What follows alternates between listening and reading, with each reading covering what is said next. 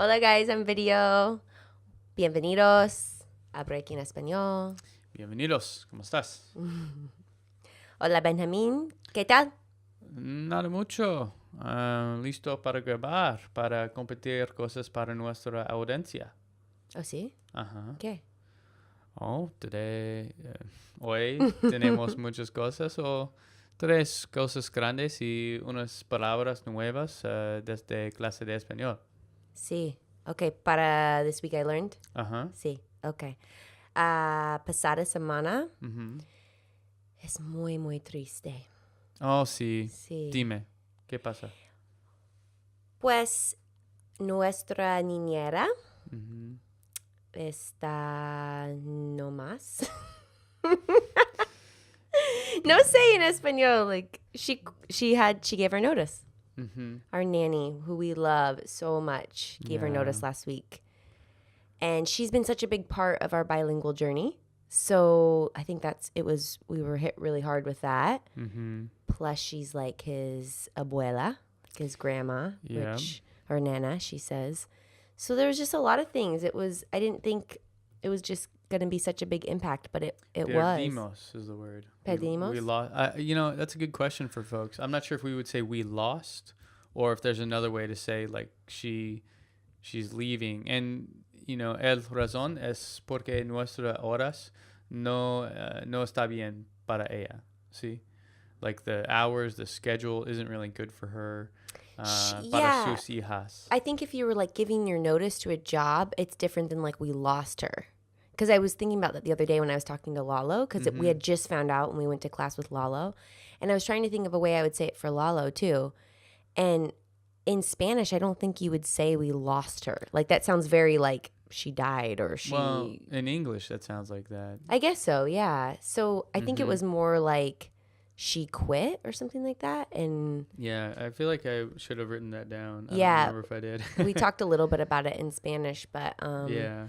So she has been working with us since Jack was 5 weeks old, and he's 20 months now, and she has been great. She's built a really good relationship with him and us. But for her, she has a whole family at home, and definitely part of her culture. She is who runs that house. She cooks for her own kids. She cleans for them. Then she helps them with their homework. And she has so much to do. They're in like elementary, middle school.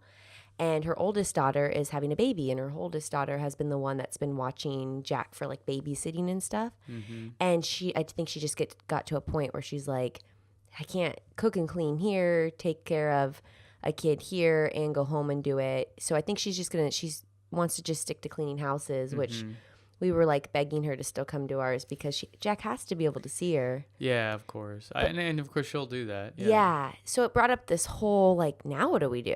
Like, do we really still want to have a nanny? Do we find another nanny that speaks Spanish? Because again, it's been really imperative for our learning too. Like we talk with her every week in solo and Español, or for the most part. I mean, I would say we talk a lot in Spanish with her, and a lot, just about casual conversation. Like we've got to learn a lot of Tijuana slang from her. Yep. She's helped us quite a bit. Yeah. So it brought up a couple things, and we met a nanny that we're very interested in, and we also started looking in bilingual schools. And I kind of thought I would be looking into bilingual schools years from now. Mm-hmm. Like it wasn't on my radar. Was it on your radar at all? What kind of school? A bilingual learning school. So Jack starts kindergarten, and he does. But Jack starts kindergarten's 5 years old, right? He's 2. So what are we talking about? What kind of school is this? No, I'm trying to explain to you that I wasn't even thinking of school for a long time. Right. I wasn't even planning it. No. And then I thought, okay, when he's like 3 or 4, because I thought we would just have a nanny for a while, just because we're self-employed and it's kind of an easier schedule. We don't need full-time daycare. And I thought maybe when he was 3 or 4, we'd take him somewhere like a YMCA and do that. So this just kind of shocked it a little bit, and I was like, maybe I should look into other things. And so I looked into a couple preschools, and I found some cool ones. I didn't get a chance to call one before. Randomly, this woman came up to me yesterday at the farmer's market and handed me her card, and it was for a bilingual preschool right by the farmer's market, which is by my work. And so that's why I want to call today and just find out kind of what the program is. And I think we were talking about this, like a bilingual preschool, which would be anywhere between, some preschools start at 18 months, which I think is probably a little early for like a preschool. It's more like a daycare, but like preschool could be 2 years, 3 years, up till they go to kindergarten. But a bilingual preschool, we were talking about, it seemed kind of like not necessary. Mm-hmm. We just wanted a Spanish preschool. Yeah, just all in Spanish. Like, what if we just find a place that's just all in Spanish? Because then we could just change our home life and we would just talk in English at home more. Well, and even if I understand right, the bilingual programs at elementary schools are, when they start out, it's almost Solo 90, in Español. Oh, is it 100%? Might be 90. But it's almost all in Spanish. Until anyways, about right? third grade. So I don't really think it's a, so when we thought about it, we're like, yeah, why not just do all in Spanish? What's the problem with that? And gosh, if anyone's familiar with how to find preschools, please let me know, because this is so new to me. And most of my friends, the preschools they're going to are not the same style. Like they're in different school systems or whatever. They have different plans, but this bilingual is something that's more important to us. And so I've been looking on Yelp and just like asking around and looking on Facebook groups. That was so random. That woman came up to me yesterday. I was carrying Jack and she handed me a card, but it's been a process because I haven't been able to find something that just says we teach preschool in Spanish or we have a daycare solely in Spanish. So yeah, it's been kind of cool and interesting to look at what his next step is, like just something that will be good for him, that he could play outside and still learn his numbers and colors in Spanish. I love the idea of him being more comfortable away from us too. I know we've had to deal with this a little bit where we wanted to take him places and leave him somewhere, but he just wasn't. He has total separation anxiety. I feel like maybe now, this past week or two, he's been a bit better, but it goes in such waves. It'd be nice to like 1 minute he'll be start introducing him, you know. Yeah, 1 minute he'll be, he'll cry with Patty, who he's been with since 5 weeks old, when I leave for work, and the next minute he's like, "Adios, mama," It just really depends on the week, what day you catch him on. But I feel the same way. Like, it'd be nice to have him out of the house and have him have kind of that process. So that's kind of been rocking our world a little bit this week because it's a huge part of our family. So, fortunately for us, when it comes to either finding a Spanish or bilingual preschool or a nanny that speaks Spanish, we have a really big community of it where we live. Yeah, it's really not that hard, but I could totally understand. So, what were the ways we looked before to find Patty? It was care.com, right? I did care.com before, and I wanted a referral, but I didn't have a connection with anyone. Like, I didn't know any other moms really or anyone in that area. And a few people connected me to Nanny Shares on Facebook, but at the time, nothing worked. So now I don't necessarily need care.com as much because I got a handful of referrals when I announced to everyone I needed a new nanny. And then we also got hooked up on Facebook, has amazing groups that you connect with. So I have one that's called Mommy Meet Nanny, and I have another one called Parents, Nannies, Babysitters Connection. So and they think it says San Diego, so they're all for like where you live, but just Google it, and they usually are invite only. It's just so that the protection of people's information. And then you just can connect with people and you can find nanny shares and things like that. So that'd be, for a recommendation for somebody that, doesn't have the situation we're in, care.com is good. And then Facebook groups. Yeah. And care.com, I put a little ad out that just said I wanted someone that was bilingual or Spanish speaking. Actually, they didn't even need to know English at that point. Yeah. Spanish speaking. I wanted someone a little older because it was nerve-wracking for me putting a 5-week-old with somebody. Yeah. Just a few days a week, but still. And so I just kind of put the hours out there, what was available, and then I got about 50 responses. Wow. And most of them were Brazilians. There was a ton of Brazilian students on there, but most of them were really young. So you could find Brazilian if you want to teach your kid Portuguese. You could find there was a couple Chinese students on there. There was tons of Spanish speaking here. Yeah. So it was really neat because that was such a good start to teaching him Spanish, because I really didn't know a lot in the beginning. Remember? I was just learning how to talk to a baby in Spanish. I knew how to talk to you in Spanish. I knew how to talk to Lalo in Spanish. But now you have a person. But now you're talking to this little infant and you're saying things like change your diaper and, things that you didn't use before. So having a Spanish speaking person in the house that I could ask that to, it really jump started that whole bilingual process with him. But those are definitely some to look into. I've really had good luck with the Facebook thing and connecting with other moms on there. Yeah, Facebook seems really good. And I think you just go search and then you filter to groups or something. Facebook search is so weird to me. The search is new, but it's something along that line. But if somebody's determined, they should be able to find it if they go to Facebook and start looking for these groups. Yeah, and as far as preschools, like I said, I didn't really know what to do. Like I just went on Yelp and I Googled in San Diego and I came across a lot, but I think I just need to go tour a few. And all the schools have waiting lists and they don't start till 5, like the Language Academy and places like that. Actual so elementary schools. Yeah, and Jack's 20 months old, so we're not worried there about yet. that And yet. I'm kind of glad we're not there yet because it just seems really overwhelming. Okay. What else last week? ¿Qué más? Oh, sí, ¿qué más? Last week. What else did I do? Oh, I went to Tijuana. Oh, yeah. Yeah, that's right. I went to Tijuana. I think I told you guys last week that I was going right after I was going to go to a 6-course dinner in Tijuana with my friend Rebecca. It was. I did not, for the record, for those of you that watched last week, I did not. That was an opportunity for me to eat something that like you wouldn't normally want to eat, and I totally failed. I think I just had leftovers. Oh, that night? Yeah. Oh, that's funny. I need to have my own. That's because go eat barbecue or something. Well, with your diet anyways, you're eating what you want anyways. Okay, so I have something fun for you. So I took a picture of the menu. So I've said a couple times how hard menus are to translate. It's just the food does not make sense. So I'm going to read it in Spanish and you see if you can guess what it is. Okay. So this was my 6-course dinner in Tijuana. And for those watching the video, I can't see what she's doing. Yeah. Okay. So this was the first course from Chef Acosta. So there was 2 chefs. And one is from Valle, and one is she does like Moroccan, she calls it. She's from Morocco, and she does like Moroccan Mexican food. But it's called Mi Casa Supper Club. It's in Tijuana. Have to go. Now, do you say super? No.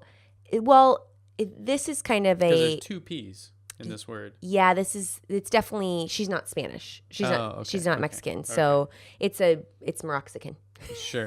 So there's like English spin. And I couldn't believe how many people live in Playas right there in Tijuana that like this is their frequent restaurant. So it was a cool little community to see too. Because it's one of the nicest ones, right? Yeah, but it's a gorgeous restaurant. If you're ever down there, go check out brunch. Their patio's not open yet, but it will be open soon.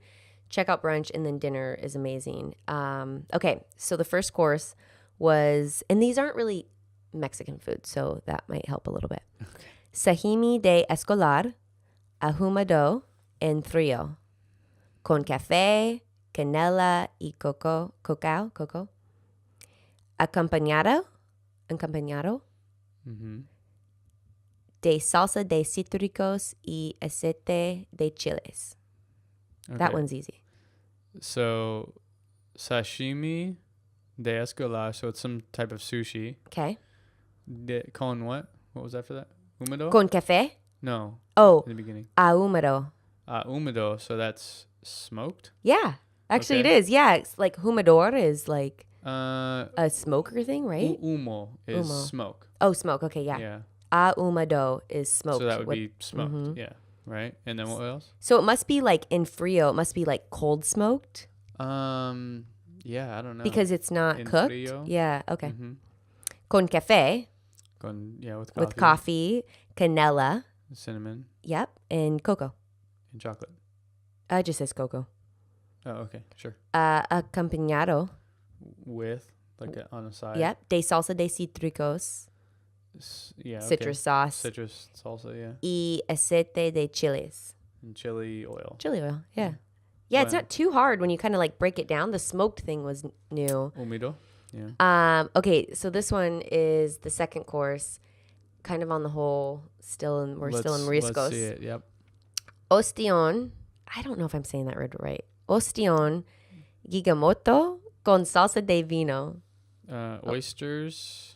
Gigamoto. I don't know what gigamoto is. Okay, so this is where food becomes interesting because it's basically a type of oyster. So it's fresh gigamoto oysters. Okay, fine. Fair enough. And I bet somebody that knows what gigamoto oysters are, they'd be like, oh, yeah. Yeah. Oysters. Yeah. Con salsa de vino.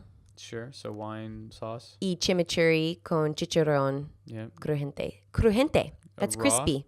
Oh, crispy? Yeah, crujiente. That's what they're saying for crispy. They're saying not frito or fritada. That's fried, I guess. I've heard that too, but it's crujiente chicharrón. That's my this week I learned. Crujiente okay. sounds funny because crujiente is like raw people. Crudo gente, like crujiente. Gente. You know? I see what you mean. It's with a J though, not a. Oh, okay, not with a G. Oh, okay, interesting. So, after talking about crudo de res, Yeah, I can't believe I'm now at another dinner where I have. I'm telling you, raw beef. It's just outside of the U.S. It's much more common. And Yeah. here it's you find it, but it's just super foodie. right. So I had tartare de. It's funny they put New York, but I would say tartare de Nueva York. Nueva York. Anejado, 45 días. No, 45. How do you say 45? 45. 45 días. So it's aged 45 days. Yeah, New York steak aged or New York steak tartare aged 45 how did you days. say aged? So, say it again. Sorry. They say anejado. Anejado. Oh, like añejo. Yeah. Okay. Oh yeah, like Like añejo, like aged. reposado, like Añejo means aged. tequila. Yeah. So aged 45 days. Aceite de herbos y salsa asiática. So asiática is Asian Acidic? sauces. Oh. No, yeah. I've never heard of that. Hmm. And then this one was hard, I thought. I don't know why it was hard to me, but waffles, and they spell waffles with one F. Waffles, maybe you say waffles, con especias y pollo frito. So that's fried. Fried chicken. Yeah. So frito was chicken when waffles. Uh-huh. I'm Con mole, Ugh. estilo oaxaqueña. So Oaxacan mole. Yeah. Yeah, I'm not a fan. Y miel harissa. Mill? Spell mill. So basically miel is honey, like us. Oh. Like miel I was harissa. thinking like 1,000. So that's just like harissa maple syrup. Mm-hmm. And then costilla de res horneado 24 horas. So that's 24-hour baked beef ribs. Oh, okay, yeah. Costilla de res. So that must be baked beef ribs. Type of rib. Costilla, maybe that's the rib. And then pire de camote. Mm-hmm. I don't know what that Rotizado. That's roasted. is. Rotizado? Rotizado. Rotizado. Rotizado. So roasted sweet potato. Buen. Tomate de marmelada y verduras y la parrilla. Grilled vegetables. Grilled vegetables. Uh-huh. Yeah. So it was really fun. It was good to like see it, but also get to eat it and realize okay, that's what I'm eating. So we'll put that photo on the blog so people can. Oh yeah. I'll throw this up there. I think food is a total challenge with. It is because it's so descriptive. It's almost like food. Food is like art, right? Right. And music is another form of art. And if you look at those two things, it's almost like there's a real similarity with the language barrier because in music, it's all these idioms and phrases and sayings that you really have to have the language internalized to understand, right? There's all these weird things that if you just read the words, it doesn't make any sense at all. And it's so descriptive and nuanced. It's art. So I feel like food, even how you just describe food, is probably similar, right? Right, especially when you're at a 6-course dinner. Yeah, they want to make it sound, all amazing. Even if it's, if you just said pollo con vegetables, it'd be like boring, I know, right? Yeah. All right, want to move into This Week I Learned? We'll totally keep you updated on our nanny journey in preschool. It's like definitely another process and challenge with raising a bilingual child. But we also had Spanish class, and so we have a few fun words. Yeah, we had Spanish class with Lalo last week. So we'll take a quick break, and we'll come back with This Week I Learned. Hola todos, bienvenidos. Welcome back to This Week I Learned. You probably should kick it off because you have more. Sí, okay. So the first one, and this is all we learned in Spanish class, was ayunar, which is to fast, which is the type of diet I'm on where I don't eat anything until noon. This is what I deal with. And so, we were talking about that and trying to describe that as like, I don't eat until mediodía, noon. And so the word for that is ayunar. So that's to fast. When I see that word, I just think to help or something. I know, ayuda. Yeah, because that's so common. Now, I like this one. La flexion de pecho. La flexión de pechos. Yeah, push-ups. Push-ups. And this was because... This was prompted because we say a lot of ums. Yeah, I actually wrote it down. So we're trying to... And there was one of them right there. we're trying to not say the words like, yeah, or so. In Spanish class when we're speaking solo en español. Right. So if we're talking in Spanish. It's very hard to get rid of that in English. If we're talking in Spanish and we're saying blah, blah, blah, blah, blah, blah, blah, whatever, and then we'll stop at a point and say, and then keep going. I do this one a lot. So Ben's you always say, so he'll be telling a story. He'll say, vamos a blah, blah, blah, Right. And it stands out a lot. Not when you're saying it, though. I don't ever notice myself say like that many times in English when I'm speaking Spanish. But Lalo is like, this is just a good way to progress your Spanish speaking. Well, you can use cleans pues. It up, right? You can use the Spanish equivalents of these. So what are some things that we replace these with? So Entonces. Entonces for so, instead of yeah, like yes, it's ya. Okay. Like, como. Also, este is one. Este. Isn't este this or it that? does mean that, yeah, but you hear people say it a lot. It's one of those filler kind of words. And then in words. Spain they say pues, which is well. Yeah. So these are basically, you're thinking, you're speaking Spanish, you're telling a story, it's very casual. You're going to have pauses, and your pauses naturally come out in English. Right. You're just so used to using them that you pause and you think in English. And these are just little small ways to switch to when I'm thinking about something, I say como, pues, entonces. Those are just ways to... And you have to consciously do it. You do. The hard part. So that's the funny thing is these come so natural to us, but now we have to consciously think about it. So we were, and I'm holding this up for the video. I don't know if it can focus. No, it can't. But we were keeping track, and the idea was that we were going to do push-ups, and we were supposed to do 10 push-ups for every time we said it, but it turned out to be, for me, it would have been 150 push-ups. Yeah, so Ben said 8 times. I think Lalo even was a little nice and didn't get every single one. Mm-hmm. And then what other one do you say? Yeah? Yeah. Yeah, 8 times. Being in Chile, was the first time I really practiced not saying that so much. And so my numbers were a little better than usual. So I only said like 3 times and so once. So we'll keep track of this as we go through I know, class. it's been fun. Also, también, descansar. This was the one that I brought up, right? Because Patty said to me she wasn't feeling well, and I said, enjoy your weekend. And she said, descansan. What did she say? Descansen? Descansen. I'll have to look it up. And I was like, you guys enjoy. I'd never heard that before. Relax. So descansar is like a break. It's like you're taking a break. You're relaxing. You're stopping. You're doing something. And it's all over the place. Me descanso. Now I see it always. Yeah, I hear it and I see it all over. So that was a good one. So descansar, and descansarse is the reflexive form of that. So that was one, and we actually talked about that quite a while. Yeah, descansen, she said. Yeah, we talked about this for a good while because she said, okay, Jenny, hasta mañana, descansen. And yeah, when I translated it, it said to rest, and I went, why is she telling me to rest? I'm not the one that wasn't feeling good. But then I talked to Lalo about it, and he's like, it's just a really nice way to be like enjoy your weekend, or I don't know, it's just like a nice, casual way. So we'll be saying that one a lot, I'm sure. Yeah, and then what are some other ways you've used it or heard it said so far after we learned about it? Me descansó, or like Jack lo descansó, or something like that. Like Jack took a break, or he wanted to sleep, or he wanted to stop doing something. Oh, Patty was walking him, and she was trying to say he just kept wanting to stop.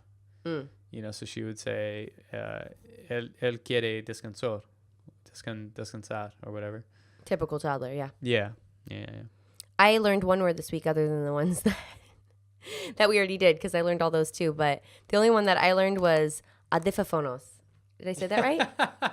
No. Damn it. Slow it down. Audiphonos. A-U-D. I don't like this word. Audiphonos. So I didn't learn it then because I don't like it. I'm not going to use the audiphonos. You do use it. I do? Yeah, every time we fly in a plane and they come by with headphones. Oh, I love when they say Audiphonos. They say it really good. Why can't I say it like that? Audiphonos. Because you just learned it 5 minutes ago. Right. That's these guys. Oh, that's these guys. All right, guys. That's it for today after I botched that word. We'll see you here next week. Gracias por escuchar. Y nos vemos en el próximo episodio. Ciao.